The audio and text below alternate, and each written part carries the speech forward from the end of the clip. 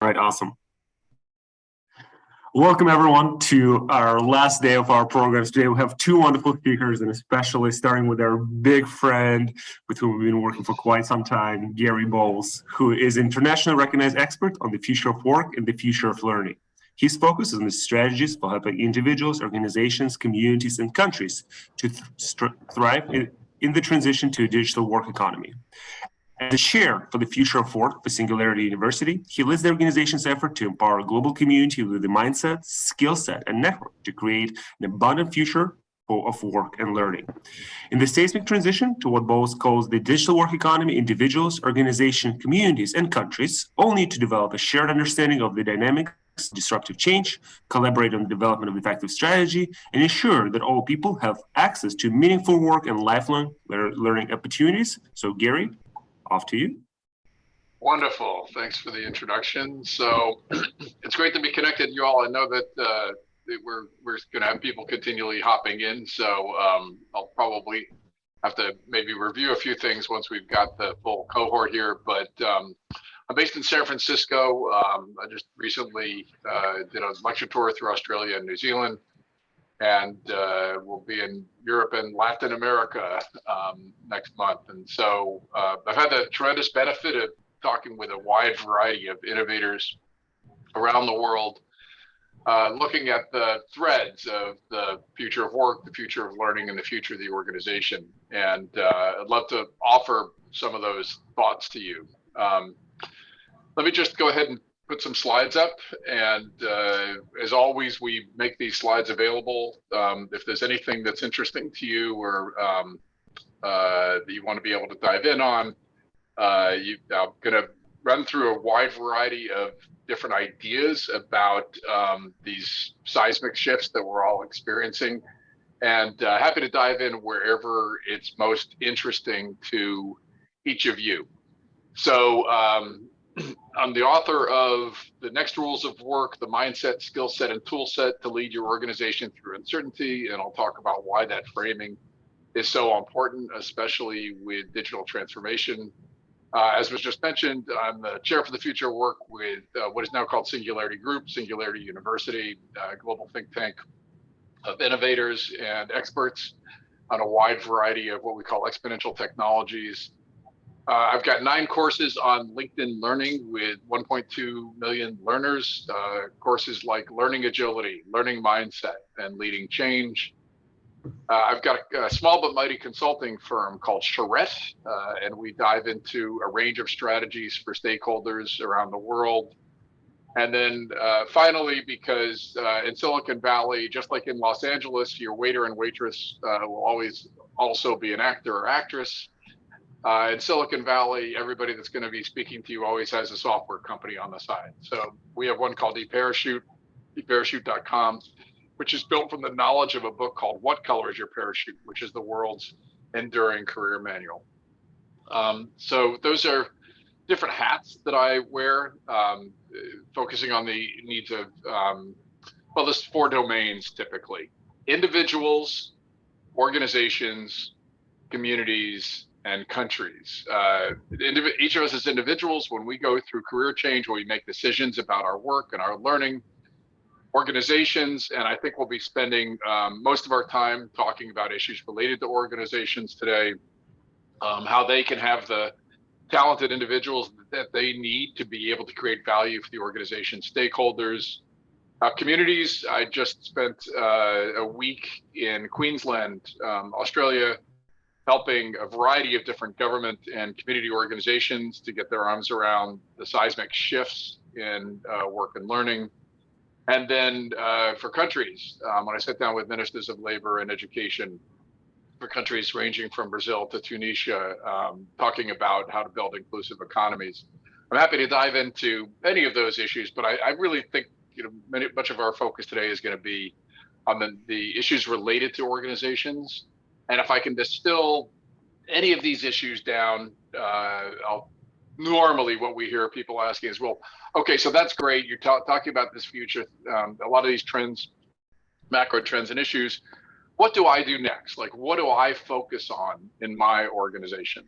The future of work is is normally the kinds of questions that we deal with is actually about tomorrow. It's not about work in 2050, which I'm happy to talk about as well.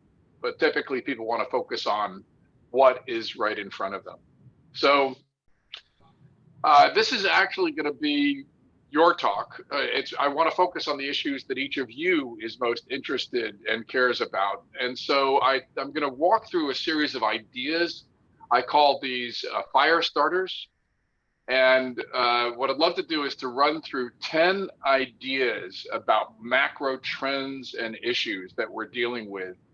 And then either in the chat line or just talking, in the session, I'd love to know where you want to dive in the most. I'm happy to go into any one of these issues in more depth, but I want to make sure this matches your interests and what is most relevant to you in your work and your organization. All right, so I'm just going to go through each of these 10, and then I'd love it if anybody in the session today would tell me the parts of it that you most want to dive into. All right, so the first insight is that exponential change is the new normal, or as we like to say at Singularity University, the new abnormal. We have been saying for quite some time that the curve of change, the speed, the pace, and the scale of change has been accelerating, often fueled by exponential technologies. But there is a cognitive disconnect, a cognitive challenge for each of us as humans in how we deal with exponential change, because we tend to think very linearly. And so we can talk about the strategies for being able to continually be adaptive in a world of exponential change. So that's the first fire starter, is that exponential change is the new abnormal. The second is that one way to picture what we're going through right now, where we are, why we're having this conversation about the future of work and the future of the organization, is that we're undergoing what I call a great reset. An article I wrote back in March of 2020, if you can remember that far back, where I talked about the phases of the impact of the global pandemic and offered some insights in ways we can start to get our arms around this and a framing for how we can be thinking about these changes that we're going through. So that's the second insight, is that we're undergoing a great reset, and there are strategies for how you deal with the reset in your industry, in your organization, and in your own work and life. The third is that one of the impacts of not just this great reset, but the combination of automation and globalization is that industries are unbundling. We see this over and over again in industry after industry. And I'm happy to walk through that model, but the basic premise is that you get this dichotomy, you get this separation in when the process of markets becoming unbundled. And there are strategies to try to deal with that, but it basically gives a framework for thinking about how exponential technologies especially affect markets and industries, and then the ways to be able to build portfolios of innovation to be able to help counter that change. So that's the third insight, is that industries are becoming unbundled and separating into what I call sharks and sea turtles. The fourth is that digital transformation, which I think is the context in which a lot of you have been sort of focusing on the impact of Silicon Valley companies and beyond, is really a mindset shift from atoms to bits. I can give some examples of how industries transform and the ways that digital transformation is affecting different organizations. But the basic premise is, takes a different way of thinking when you've got physical products, analog products and services versus much more digital flows. So that's the fourth one, atoms to bits. The fifth one is that all of these seismic changes that I was just talking about mean that each of us together right now, at this point in history, we are co-creating the next rules of work. That's why my book, which came out late last year, that's why I've framed so much of the thinking around the next rules. There's always waves of change in the rules of work, but we are reinventing them right now.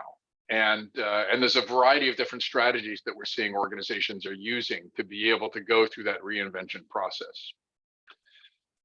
The sixth fire starter, the sixth insight is that we have to therefore design for flexible work. What is clearly coming out of the pandemic, whether or not you think of yourself yet as being in a post-pandemic world, the talks that I just did in Australia and New Zealand in many cases were the first group event that many people had attended in 2 years. We have to design for flexible work, and I've got quite a bit to dive into here as to how organizations are approaching this whole mindset and skill set shift to flexible work. The seventh insight is that we need to transform the role of those who lead and manage if we are going to navigate to this future of flexible work. We have to shift the way we think and the way we act if we guide the work of others to a role that I call the team guide. We have to leave behind this sort of scarcity mindset and structural mindset that we've had in the way that we run our organizations, and we have to become much more flexible in that role of the person who guides the work of others. The eighth insight is we're also redefining the why of work, why it is that each of us works. And one of the reasons that you see so many headlines about everything from the Great Resignation to quiet quitting is that many people are stepping back and looking at the fundamentals of their own personal reasons for why they work. And I can give you a construct to maybe help understand how that really impacts a wide range of people. The ninth is that because so much of what we're talking about is digital transformation, it's actually about people. It's not the technologies. And so I tend to separate these into what I call the three legs of the stool: mindset, skill set, and tool set. And I'm happy to walk through this model and give you some examples of how each of these is a critical component of how you transform your organization. But we actually have to have the approach that ensures that we are continually helping to develop mindsets, skill sets, and tool sets. And finally, the 10th fire starter is we all, if we're going to navigate this world of exponential change, we have to have innovation ecosystems. We have to be thinking about how we design for a landscape of innovation to be able to continually factor for a world of exponential change and to be able to get our arms around these seismic changes in the shift towards more digital work. All right, so those are the 10 fire starters. I would love to hear your questions. What in particular sort of grabbed your attention, and which of these you'd like to dive in more on? And please feel free to use the chat for that, or I'd love it if you put up your hand and tell me what's most of interest to you. Gary, I just didn't get the unbundling one. Okay. All right. Thanks, Amit. We'll definitely run through that one so you get that framework. Anybody else? Yes. So yeah, the all 10 are interesting, to be very honest, but I guess I'd be interested in the exponential change and how we could adapt to that. That was one. And if I have the option of another one, honestly speaking, it's redefining the why we work. So that's also very interesting to know more about. Great. All right. Thanks, Emma. Anybody else? Okay, so please feel free to drop other questions into the chat unless any other hands go up. So I'm going to just address each of these. And I think I'm going to do it this way, if you don't mind. I'm going to talk about exponential change, Then I'll talk about unbundling. Then I'll talk about the why of work. And just because we hear so many questions about it, I'm going to talk about flexible work because that tends to be where a lot of people think of the mechanics, like the steps they need to go through in factoring for how work is changing. So let me back up to the exponential change topic, and then we'll run through each of these, and then please feel free to keep on putting up your hands, and but I'll look for healthy discussion after we go through each of these key points. All right, so the first one is exponential change is the new abnormal.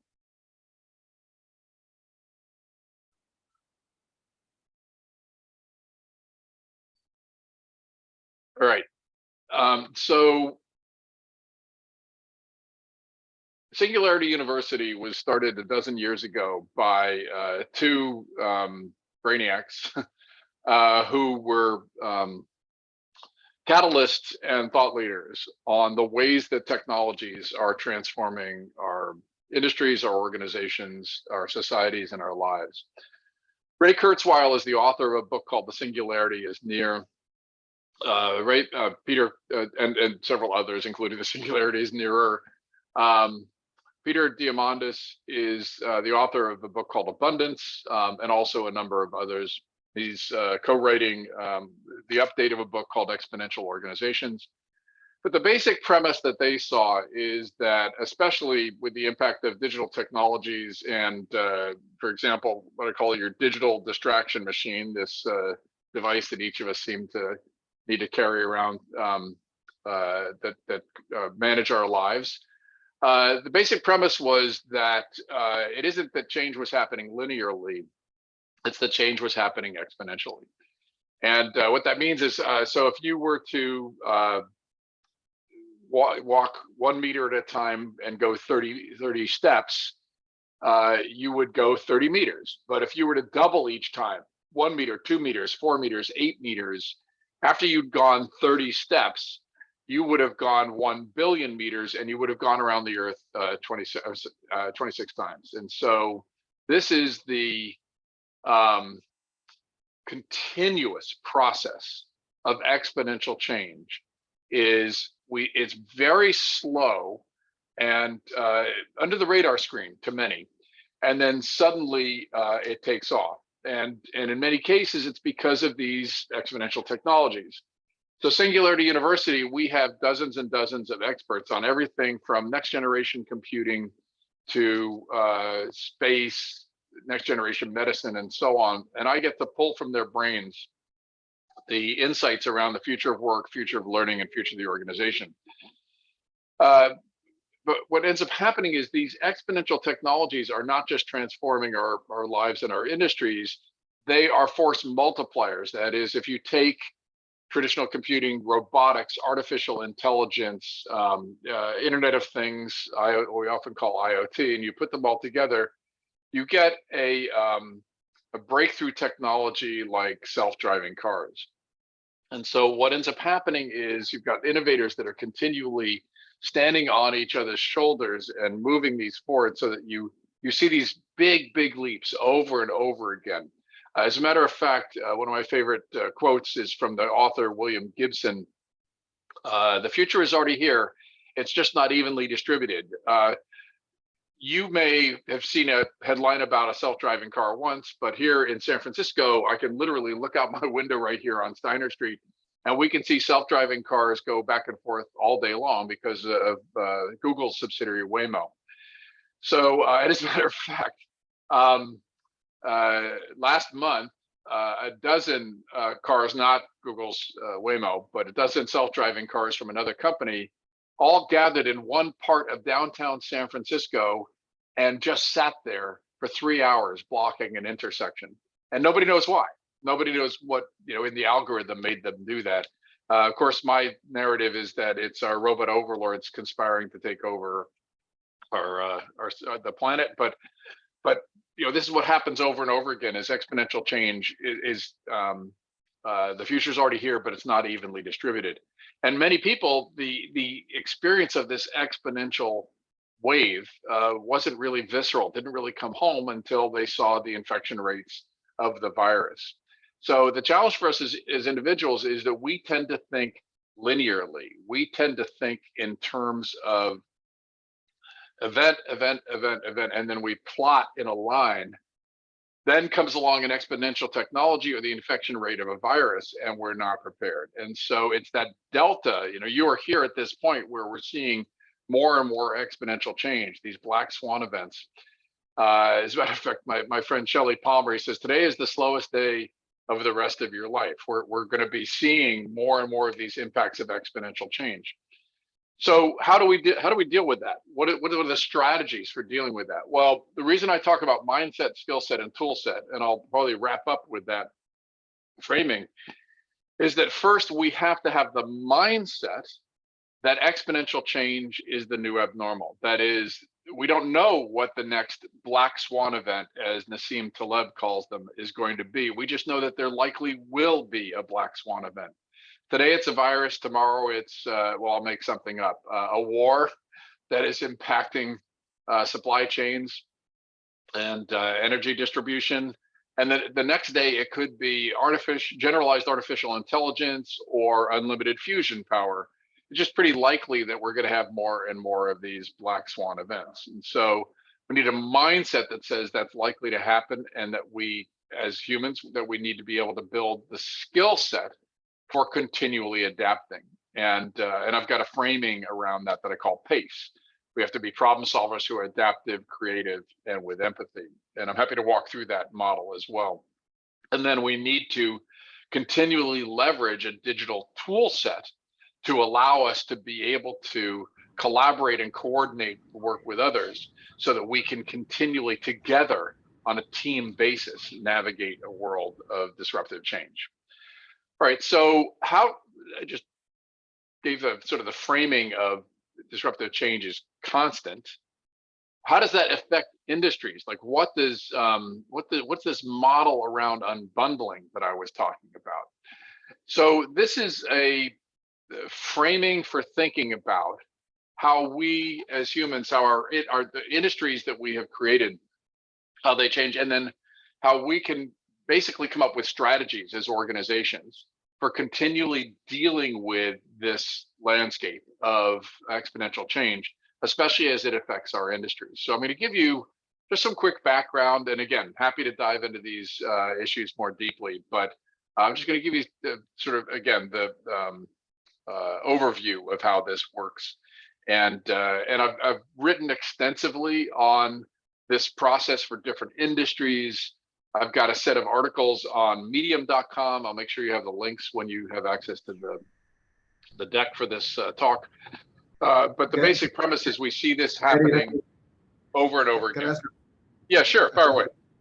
A quick one. How can we have the mindset to change or to close the gap? I'm sorry, say it again. How can we have the mindset to close the gap? Oh, to close the gap in the, okay. So, all right. So we'll stay with, I'm going to unshare. So we'll stay with the exponential change stuff. And here's what I'm going to do is I'm going to just jump right to that, since you're asking a very relevant question.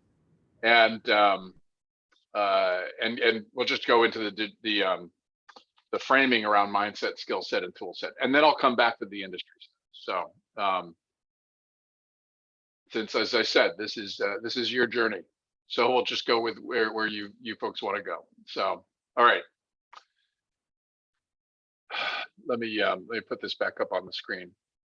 Sorry, I've got tons of windows open. I want to make sure I'm showing you the right one. All right, so I said mindset, skill set, and tool set. So what do I mean by that framing? So I wave a magic wand, and you and I are standing at the bottom of a mountain.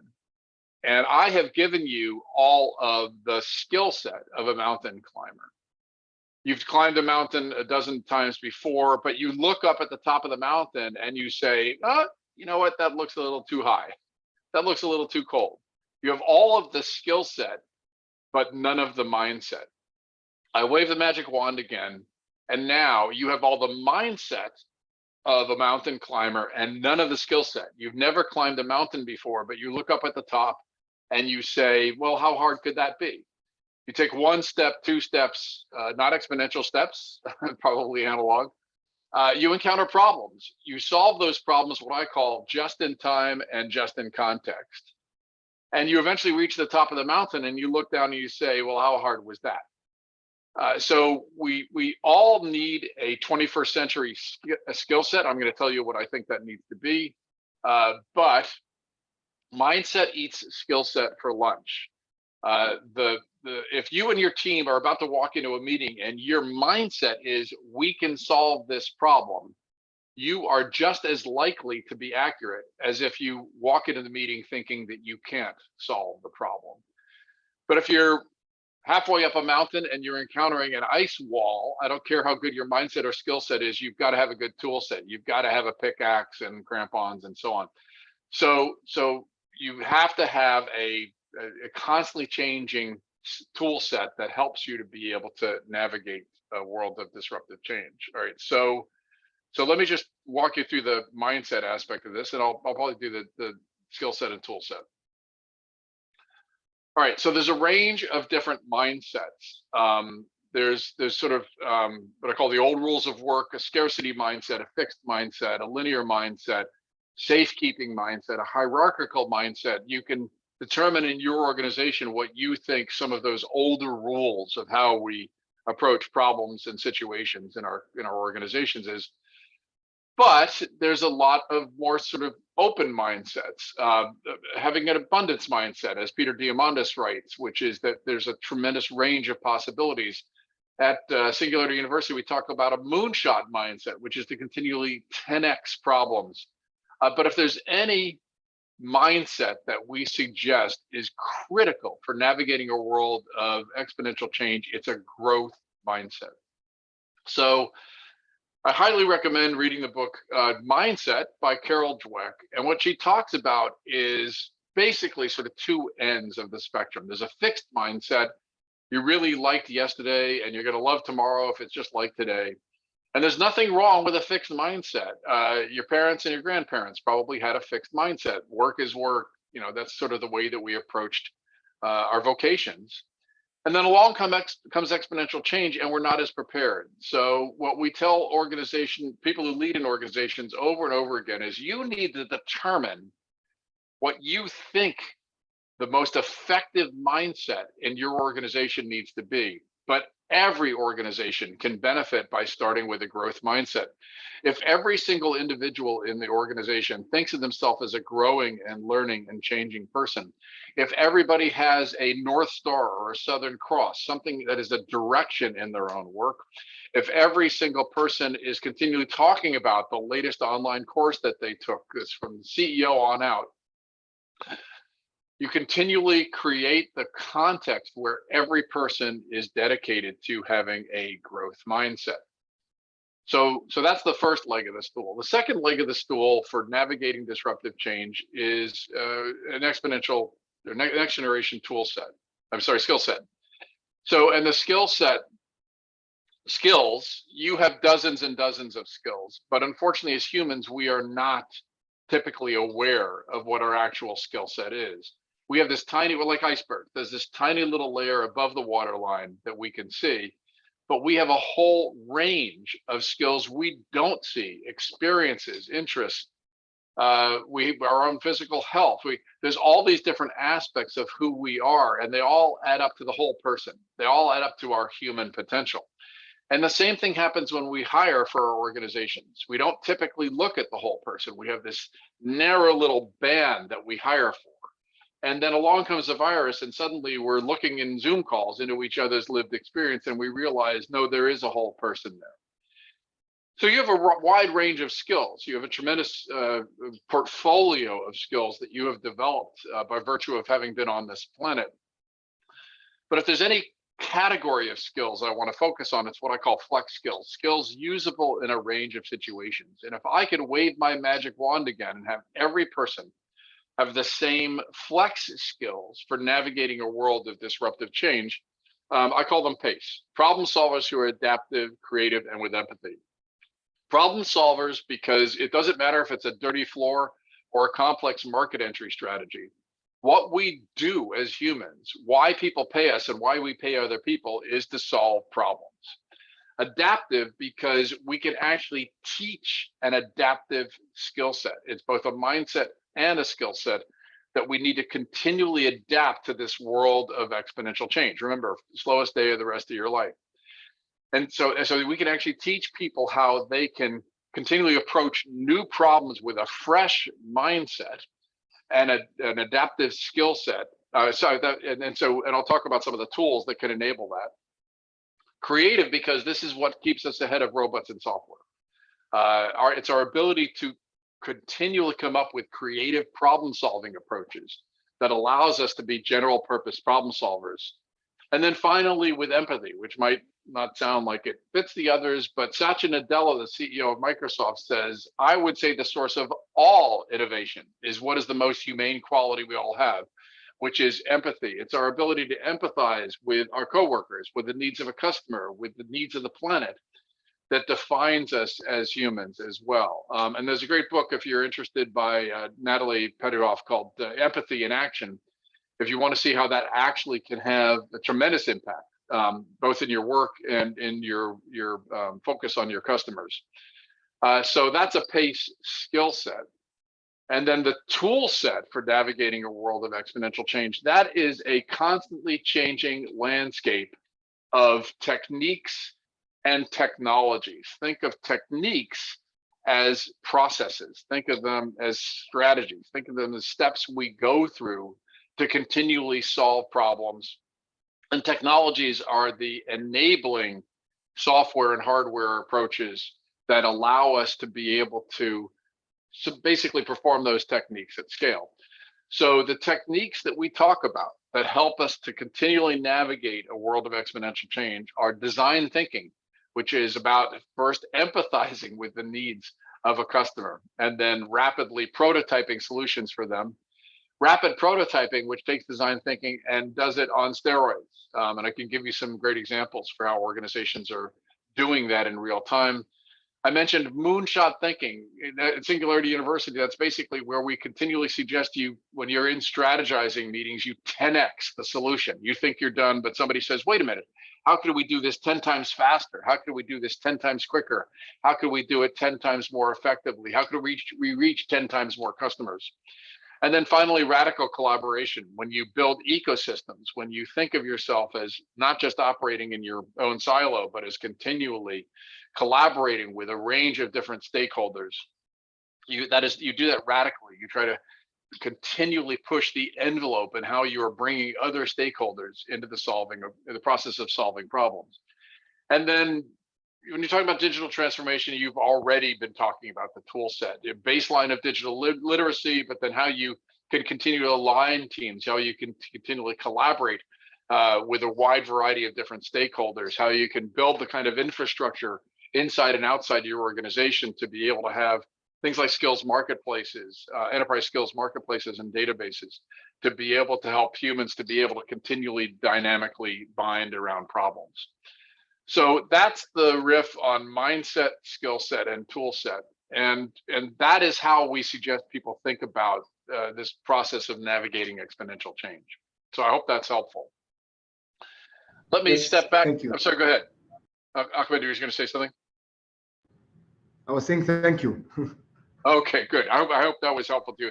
I'm sorry if I'm going through some of this quickly, just because our time together is so short. I want to make sure that I'm addressing each of the issues that you all wanted to dive into, but I want to make sure we're getting through a number of these. So I'm going to go through the unbundling model, and then I want to address, as Heva was asking. So we talked about exponential change and adaptation, and then I want to talk about why. And if we still have time, we'll get to flexible work. Okay, so let me give you the setup for how industries are unbundling and why that matters, especially when you think of your industry, the role of your industry. So I'm a recovering journalist. I used to be the editorial director of a half a dozen technology magazines, and I don't do technology magazines anymore. I'll tell you why. What happened to that industry, if you think of the functions of a magazine or a newspaper, media businesses, there's a physical plant. You smear ink on dead trees. You have the ability to create content. We call it writing. You have the ability to edit content. You can distribute it. We call it mailing. And then you were selling ads against it. And along comes this thing called the internet, and it blows it to bits. And what ends up happening is innovators come along, and when you break apart these various components of industries, innovators find what's called the high order bit in technology. That is, where's the highest value that's the closest to the customer, and how do you build what are called abstraction layers? How do you basically abstract all the other value below your layer?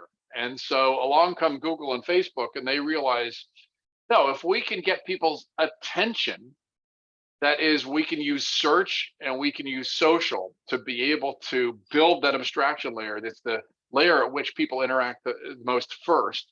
Then we get to win. And so you probably know in the United States, Google and Facebook own 80% of the digital ad market. In Europe, Google alone owns 80% of the digital ad market. And so this is what happens over and over again. The innovators build the new platforms, and then everybody else has to play in their world. So if you think of industries as healthy pyramids, from large multinational high-end at the top to small niched and locally focused at the bottom and everything in between, that combination of automation and globalization evaporates the middle. It turns the winners into what I call sharks. There's one Google, one Facebook, one Amazon, one eBay. You can just keep on going. And it happens usually because of two impacts, or two functions. One is network effects. All the buyers are here, so all the sellers come, and all the sellers come because all the buyers are here. And increasing returns. That is, your incremental cost of production is pretty much zero. And so because you have all the buyers and sellers, you basically build this bulwark against the opportunity for others to try to come into your business. And so what happens to innovators is they're like sea turtles. All those startups that you read about, that you may have been involved in, just like the mother sea turtle crawls up on the beach, lays 1,000 eggs, and then a couple of weeks later, they start crawling down the beach, but there's bugs and birds, and only a small percentage make it to the water. And then in the water, what are waiting but sharks? You need lots of sea turtles. And so the sharks define the platforms on which the sea turtles end up operating. So if you look at, I know a number of you are with Vodafone, if you look at telecommunications, for instance, there's a lot of sea turtles. There's a whole bunch of different innovators that are trying to do what we call, with the Chinese phrase, death of 1,000 cuts. They're trying to take parts of different markets. And so from a strategy standpoint, what you need is you need a portfolio of innovation where you are continually basically factoring for these innovations coming in waves that are affecting the various ways that you interact with your market. And you can treat them as competitors that you can ignore for a period of time, or more effectively, you can treat them as potential collaborators. And you can have a portfolio of innovation that allows you to continually incorporate these new innovators in your own market strategies. So oh, I realized I didn't share that. You know what? My apologies. I realized I didn't show you the images for this. I'm going to show this now. I'm going to share the screen a little more effectively. So sorry about that. All right. So this is where I showed the media industry unbundling, Google and Facebook. And then this is the way markets are typically constructed. Here's what happens with the impact of the internet. We get sharks, we get sea turtles.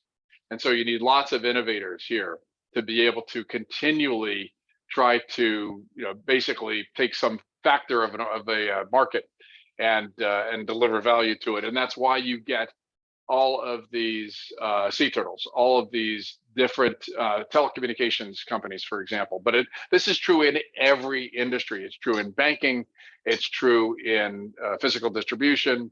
Over and over again, you see this same sort of approach with lots and lots of sea turtles. That's what the capital is very effectively funding. to be able to try to disrupt industries.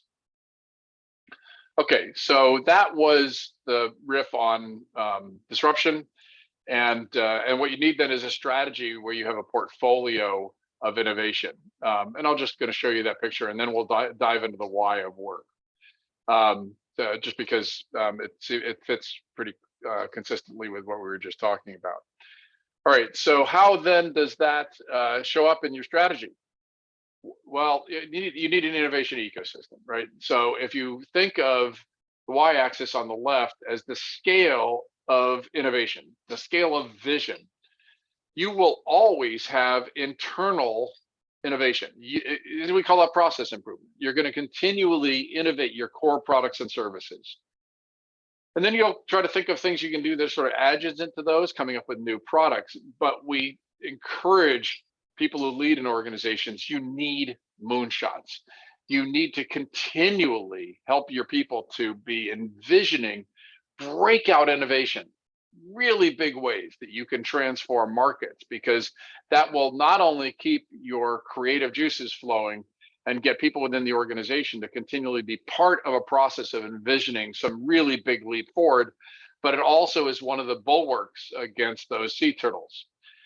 And then there's a whole bunch of opportunity. There's a lot of activity going on external to your organization. And sure, you have traditional partners, and hopefully they also have these innovation ecosystems, these portfolios that they're developing.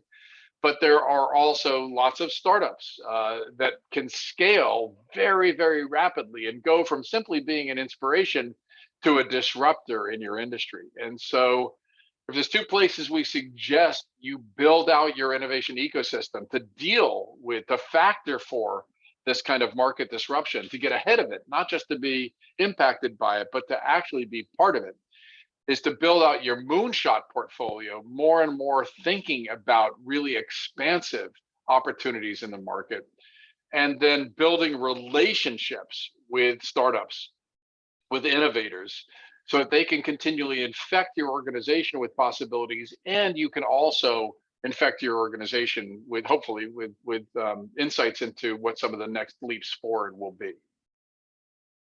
All right, so that's the way to think about your strategies for dealing with this constant exponential change.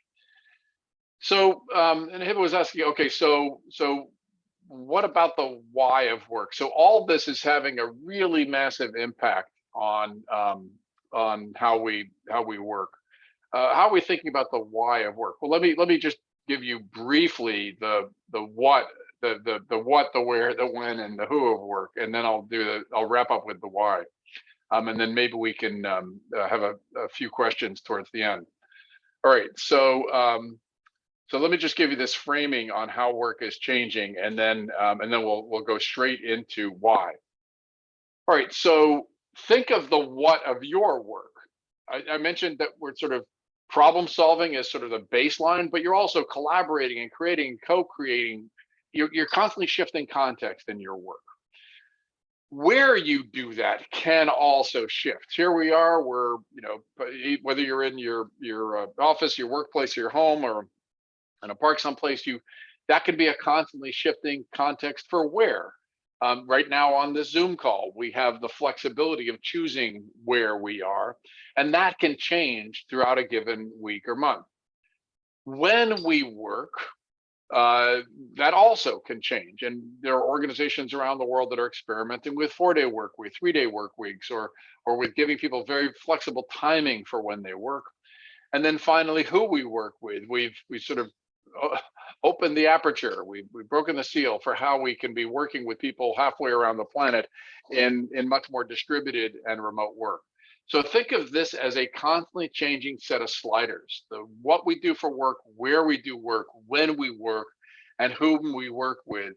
And the organizations that are actually building the most effective strategies for continually helping workers to be able to manage all this shifting context are the ones that give far more freedom to teams to determine how they need to manage these sliders. So you might be co-creating in a co-working facility in the morning with your partners, and then that context shifts and you're now working in a completely different context.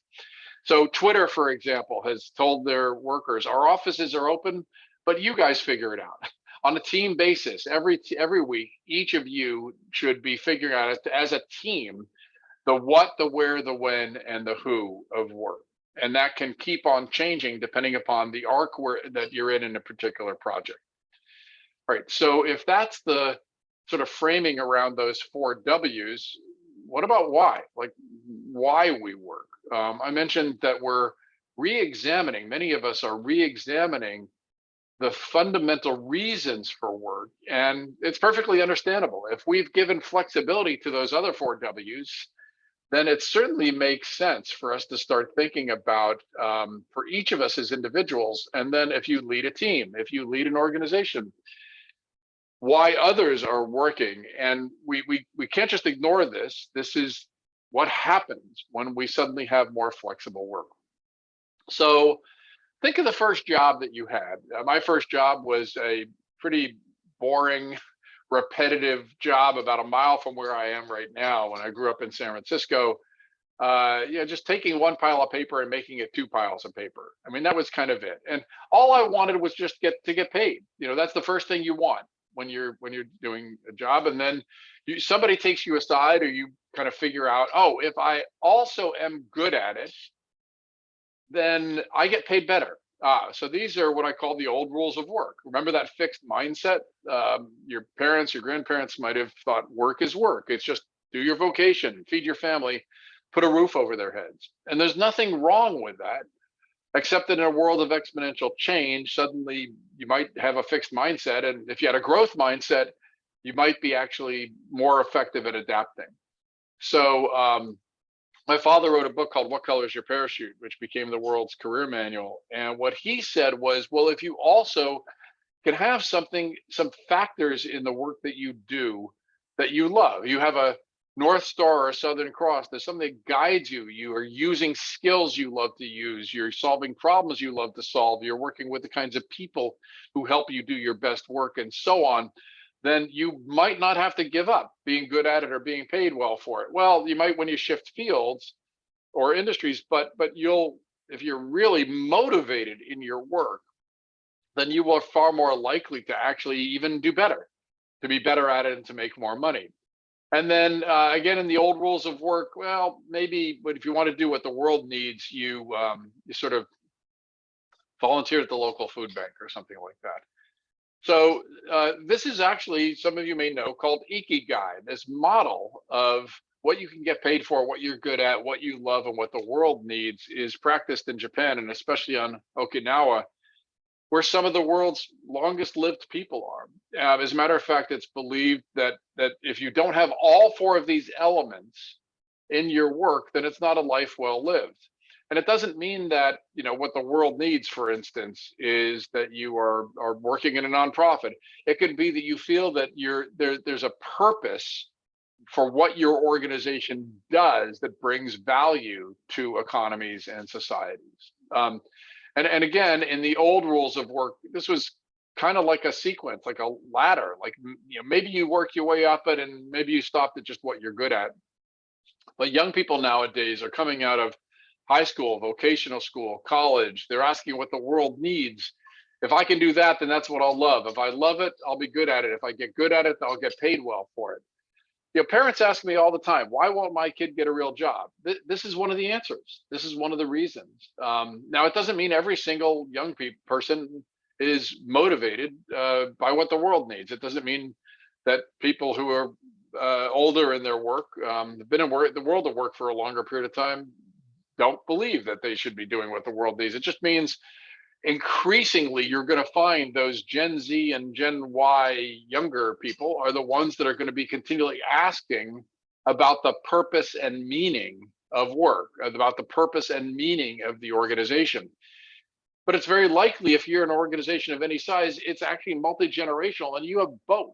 And so there are organizations that are saying, well, wait a minute, we can actually factor for both of these. We can pair older and younger workers. The older worker can teach how to dive in deep on issues and learn mastery of a particular focus. Young people can teach nimbleness and leveraging digital technologies and why purpose and meaning matters so much in work. The organizations that are actually managing this most effectively have embraced both mindsets, both approaches as being valid and important, but increasingly they're going to have an answer for what is the purpose and meaning of the organization's work. So I hope that's helpful in just giving a language and a framework for the meaning of work.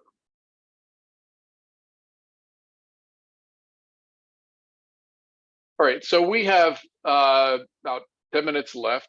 What other questions or thoughts, or, incidentally, you don't have to agree with a single thing that I'm saying. Your experience might be different. I'm happy to give examples of organizations that are actually leveraging each of these strategies, or we can dive into some other aspects of exponential changes in work.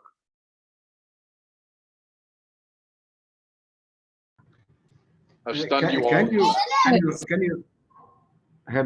go. Yeah, go ahead, Ahmed. Ahmed, go ahead, please. No, you go first, please. Okay. Oh, sorry. Yeah, go. Can you go quickly through the 9 points? Yes. You did at the beginning? Yes, absolutely.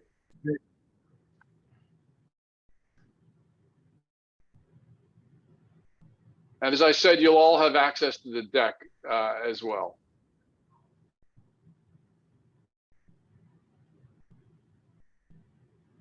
And there's actually 10 because I threw in an extra one. So, all right, exponential change is the new abnormal.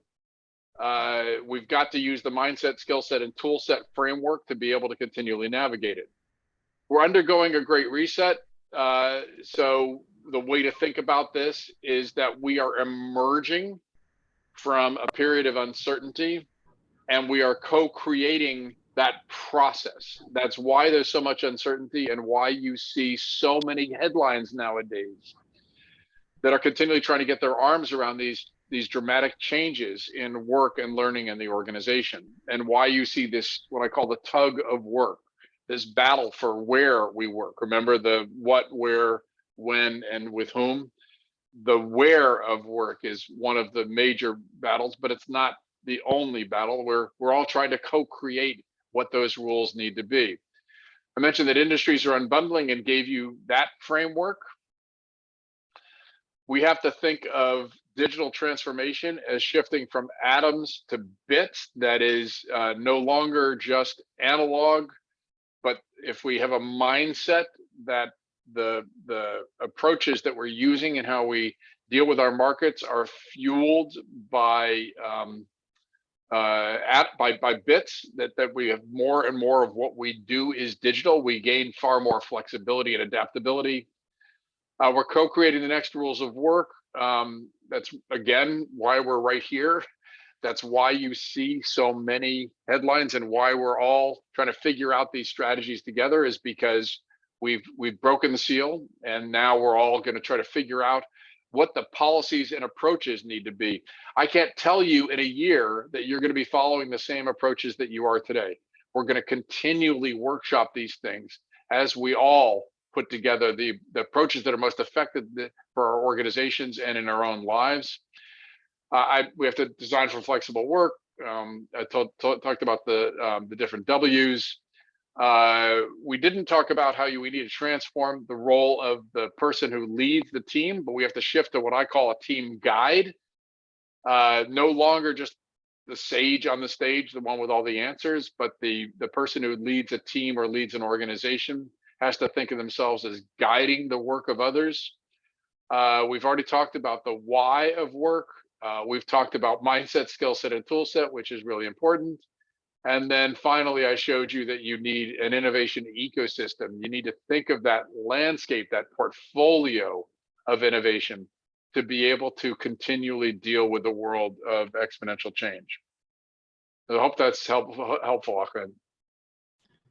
Yes, it's very helpful. I think we have a homework. We have a homework to do. Okay, all right, you got homework. All right. And read. We need to read too much. Okay. Kevin, did you have another question? I think we've got 1 minute left. Yeah, it's just a very quick question. I mean, just reflecting on the 4Ws and the rules of, I mean, how things are going to move forward. I think it's just becoming a very confusing landscape, especially for someone in HR, because while COVID created a lot of flexibility, like you mentioned, including Twitter, so you don't have to go to the office, etc. There's now the theme of the hybrid working environment, which is complex in its own way, because you find articles now about how to be inclusive for people who are in the office versus those who are online. So I just wanted to hear your feedback or your opinion on how do you see organizations moving forward? Are they going to go completely flexible? Is this like a transition phase? Or are we going to go back again to having everyone in the office, because this is how the culture was built in the first place? So I know it's a very big question for the last minute, but Okay, so think of standard distribution. There definitely are organizations that have work roles and work context that is much better optimized if a lot of people are in one place at the same time. But there's a dynamic tension with all the other factors that are involved. So if you were just to optimize for the work alone, that would be sort of the strong impetus. It would be a magnet to get more people together more often. But you've got these countervailing forces, which is we all have full lives. Different teams are at different points in different projects. There's a variety of different reasons when people need to be together and when they don't need to be together. And so what's pretty likely is that more and more organizations will figure out what that distribution looks like, and there will be work roles, teams, project context that will require far more in-person activity. And organizations will need to have a flexible mindset that there are a range of other projects and teams that need to be more flexible. That's going to create a lot of dynamic tension in organizations. Just like, kids and families say, well, wait a minute, what about Bobby or Mary? She gets to do something and I don't. That's going to be a process that especially HR organizations are going to have to figure out how to be able to put more automation behind. And so you're probably going to be leveraging enterprise skills databases, enterprise skills marketplaces, more alignment software like the Atlassians and the Asanas of the world. You've got to continually have cohesion as you're more distributed and flexible. And we don't yet have all the pieces in place to do that in many organizations. So HR can lead the way if it's able to build that skill set and especially leverage that tool set. But HR itself needs to be the first example of leveraging those processes. It needs to itself be more flexible in the way it runs its own processes. thank you. All right, folks. So I think we've hit our time. So you're gonna have access to the deck. It'll have my contact information. I'm kind of G-Bowles everywhere. Please don't be shy. You can find me on LinkedIn. I've got a newsletter on LinkedIn. I've got a bunch of writings that I'll point you to. But please feel free to ask me any additional questions if I can be helpful. Thank you very much. All right, thank you, Gary, very much. Let's take a quick 5-minute break, and then we can reconvene at about 7 minutes after the hour. So let's take a quick 5-minute break. Gary, thank you so much for joining us today. Right. Always great to hear from you. Thank you. Okay, be well, folks. All right, thank you. Thanks. Yeah, let's take a